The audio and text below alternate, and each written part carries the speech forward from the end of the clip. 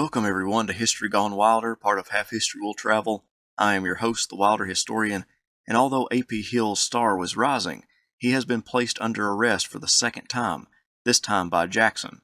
However, Lee would be invading Maryland, and he would need one of his most experienced division commanders.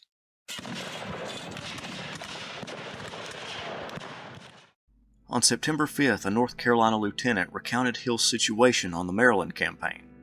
General Hill marched on foot with the rear guard all day through Maryland, an old white hat slouched down over his eyes, his coat off, and wearing an old flannel shirt, looking as mad as a bull.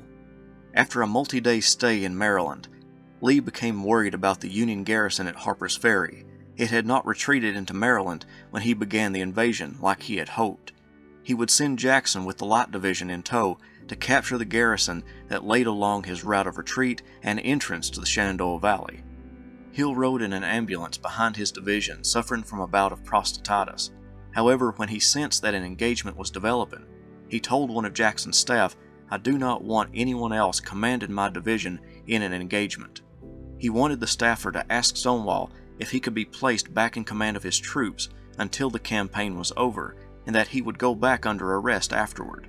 The staffer relayed the information to Jackson, who agreed that he needed his most experienced division commander in the event of an engagement and gave Hill back command of the Light Division.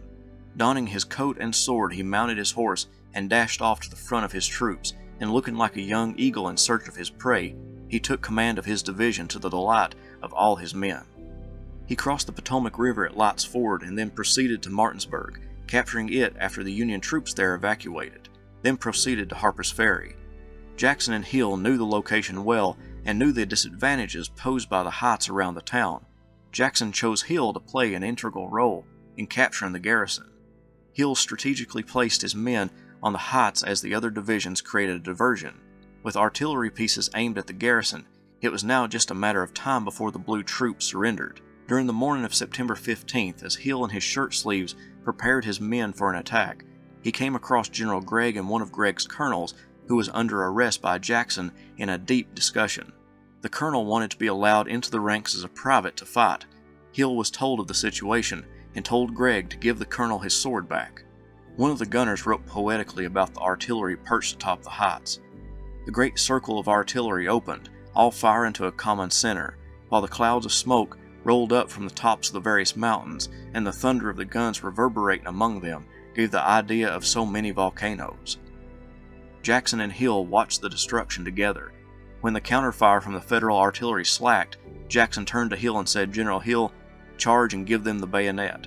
Hill nodded, turned his horse, and raised his hand to a bugler nearby, and a combination of artillery and the threat of Confederate infantry resulted in the garrison's capitulation. General Julius White rode into Hill's lines to formally surrender. One of Hill's biographers described the scene. The party reached the crest of a hill on the Charlestown Turnpike when Hill galloped up from his command. In contrast to White, who was immaculately dressed, the coatless Hill resembled a farmer who had just completed his plowing. White expressed praise for the skill and energy exhibited by the Confederates in the investment of Harper's Ferry. Hill replied courteously, "I would rather take the place 20 times than undertake to hold it once." They then proceeded to a schoolhouse that Jackson was using as a temporary headquarters. Jackson told White, "The surrender must be unconditional, General. Every indulgence can be granted afterward." Jackson then directed Hill to draw up the surrender terms. Officers and men were to be paroled and would not serve again in the Union Army until officially exchanged. The officers could retain sidearms and private baggage. All captured Federals could keep blankets and overcoats and would be supplied with 2 days' rations before departure. Hill even loaded 27 wagons for carrying excess baggage. He would later complain strongly that the Yankees were inexcusably slow in returning the borrowed wagons. The surrender resulted in the capture of 12,000 prisoners, 13,000 stand of arms, 73 pieces of artillery, 200 wagons, and incalculable stores of supplies. The brief battle resulted in 3 men killed and 66 wounded in Hill's division. Hill's men quickly put on parts of Union uniforms, since theirs had become worn out, and traded in their worn out or outdated firearms for brand new Springfield rifled muskets. It was Hill's division that was chosen to parole the prisoners, and Jackson allowed Hill's men to stay behind while the rest marched to meet Lee in Maryland. Before General White had marched to Harper's Ferry with his Union troops, Colonel Dixon Miles commanded the garrison's forces, but had been mortally wounded by an artillery shell after deciding to surrender. Miles and Hill had known each other before the war, and as Miles lay dying, sent messages to his household through Hill and asked that his sword should be sent to his wife. While Hill was attending to parolees in the upstairs of one of the armory buildings, a man with a Federal cavalry uniform came in. The man stated that he was a non-combatant and would like a pass to return home. Hill got up out of his seat, called him a liar, grabbed him by the shoulders, walked him to the door, and kicked him down the stairs. To the north, Lee had moved his troops closer to Jackson's position as the large Army of the Potomac, under Hill's friend George McClellan, lumbered toward the outnumbered Confederates. Lee realized he needed every man possible and sent a courier to Hill to come to Sharpsburg. The courier arrived at 6:30 a.m. on September 17th. In half an hour, the first of Hill's brigades were marching out of Harper's Ferry. Only Thomas's Georgians were left behind to guard the town. Hill did not take the direct 12-mile route from Harper's Ferry to Sharpsburg, but took a 17-mile course that carried the troops somewhat westward and over the Potomac at Shepherdstown. He never explained why he took the longer route, but it is most likely he thought that the direct route may put him in contact with Federals before he reached Lee.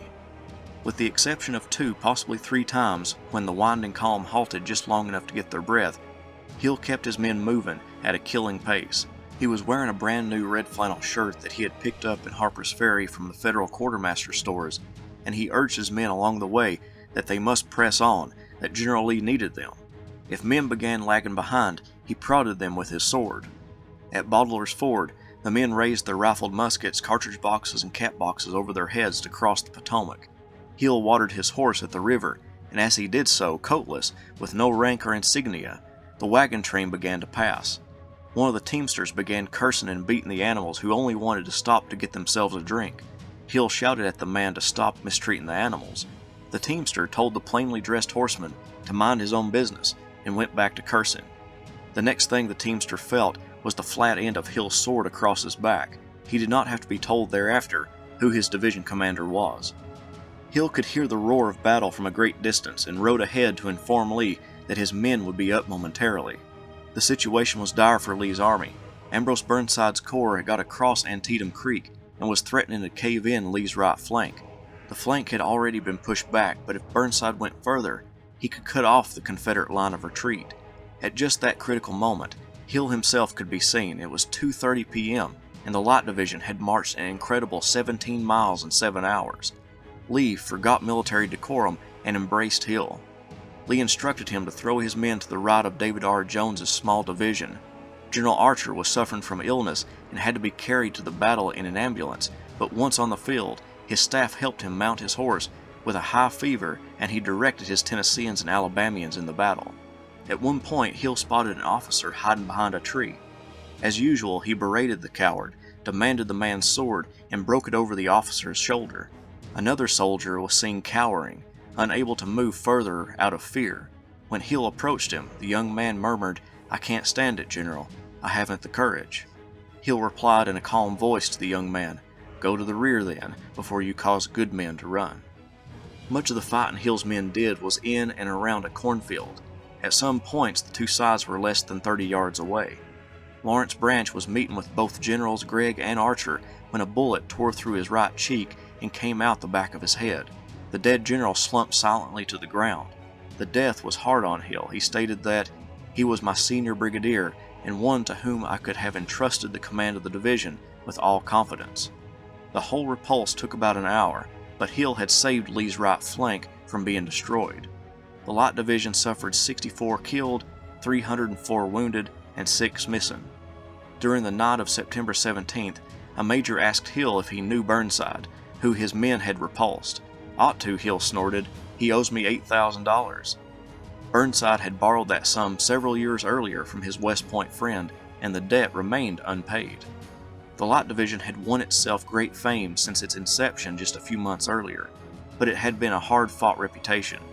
Brigadier General Dorsey Pender wrote to his wife that, "You have no idea what a reputation our division has. It surpasses Jackson's division both for fighting and discipline.